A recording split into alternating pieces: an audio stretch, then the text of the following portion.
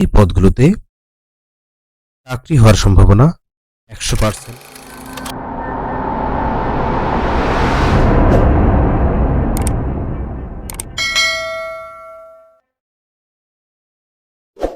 Dear viewers, চ্যানেলের নতুন একটি ভিডিওতে আপনাদের অভিনন্দন।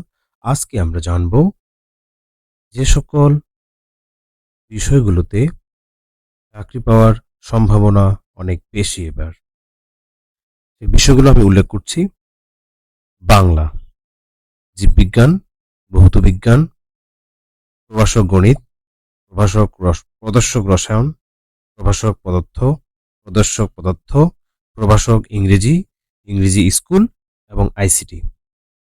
এই পদগুলোতে চাকরি হওয়ার সম্ভাবনা 100% বলা যেতে পারে। কারণ এই পদগুলোতে, এই বিষয়গুলোতে শূন্যপদ সংখ্যা অনেক বেশি রয়েছে। যেমন যারা যারা আইসিটি এর রয়েছেন তাদের অনেকটা চাকরি নিশ্চিত। কারণ আইসিটিতে মোট শূন্যপদের সম্ভাব্য শূন্যপদ 5000 প্লাস। এখানে 18তমতে পাশের সংখ্যা 3056। যদি 3056 হয় তবে সেক্ষেত্রে পোস্ট 5000 ফাঁকা। কারণে আপনি অ্যাপ্লাইয়ে যদি কোনো ভুল না করেন তবে আইসিটি বিষয়ে আপনার চাকরি নিশ্চিত। ইংরেজি বিষয়ের স্কুল, আপনার পদ সংখ্যা রয়েছে 4500টি, 4500 প্লাস। যেহেতু স্কুল ইংরেজিতে পদ সংখ্যা রয়েছে 4500 প্লাস, স্কুলে ভাইবা দিয়েছে 10800। এ কারণে স্কুলে চাকরি পাওয়ার, স্কুল ইংরেজিতে চাকরি পাওয়ার সম্ভাবনা অনেক বেশি।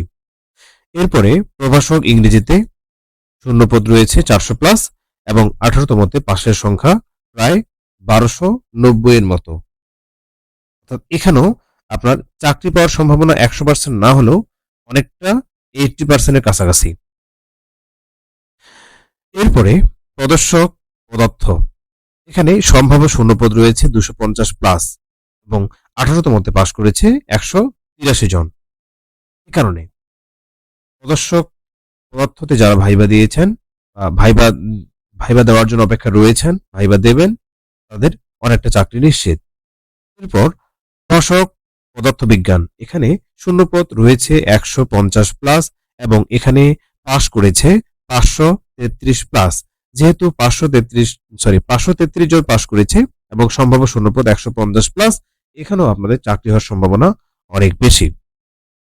এরপর প্রদর্শক রসায়নে শূন্যপদ রয়েছে প্রায় 200 প্লাস।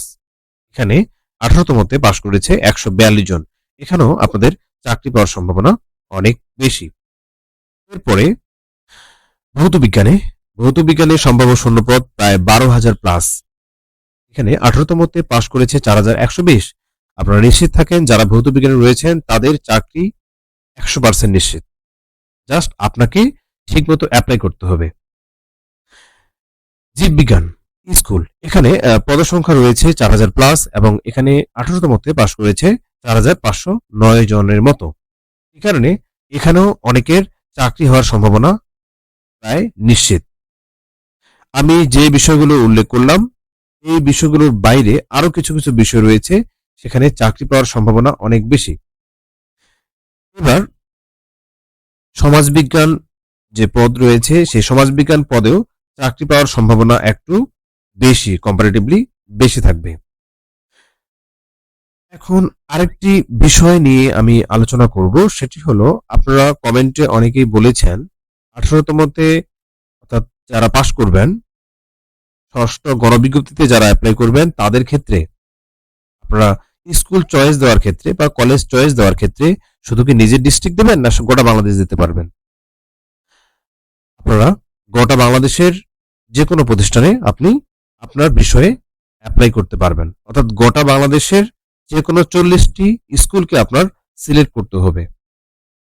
এরপরে যদি এই 40টি স্কুলের বা কলেজের বাইরেও আপনি জব করতে ইচ্ছুক থাকেন তবে সেখানে ইয়েস অপশনটি অন করে রাখলে তবে আপনার ওই স্কুলগুলোর বা ওই কলেজগুলোর পরিবর্তে যদি ওই কলেজগুলোর বা স্কুলগুলোর মধ্যে না হয় তবে গোটা বাংলাদেশের যে কোনো জায়গায় আপনার চাকরি হওয়ার সম্ভাবনা রয়েছে। আজকে যে সকল বিষয় আলোচনা করলাম এই বিষয়গুলোতে আপনারা যদি হয়ে থাকেন তবে আপনাদের চাকরি হওয়ার সম্ভাবনা অনেকটা নিশ্চিত। এবং এটিও মনে রাখেন যে আপনি আপনার মেধা লিস্টে যদি শীর্ষে থাকেন তবে বাড়ির পাশে অবশ্যই চাকরি হবে, এবং মেধা লিস্টে যদি দূরেও থাকেন তারপরও আপনার নিজ এলাকায় নিজ ডিস্ট্রিক্টে চাকরি হওয়ার সম্ভাবনা অনেক বেশি। আজকের ভিডিওতে এই ছিল আলোচনা, অর্থাৎ আজকে আমরা কোন কোন বিষয়ে বেশি সংখ্যক প্রার্থীকে টিকানো হয়েছে, কোন কোন বিষয়ে বেশি সংখ্যক প্রার্থী চাকরি পাবেন সে সকল বিষয়ে আলোচনা করলাম। দেখা হবে পরের ভিডিওতে। পরের ভিডিওতে আমি জেলা ওয়াইজ যে শূন্যপদ এবং সম্ভাব্য চাকরির সম্ভাবনা বিষয়ে আলোচনা করব। সেই ভিডিওটি দেখার আমন্ত্রণ জানিয়ে আজকের ভিডিওটি এখানে শেষ করছি। ধন্যবাদ।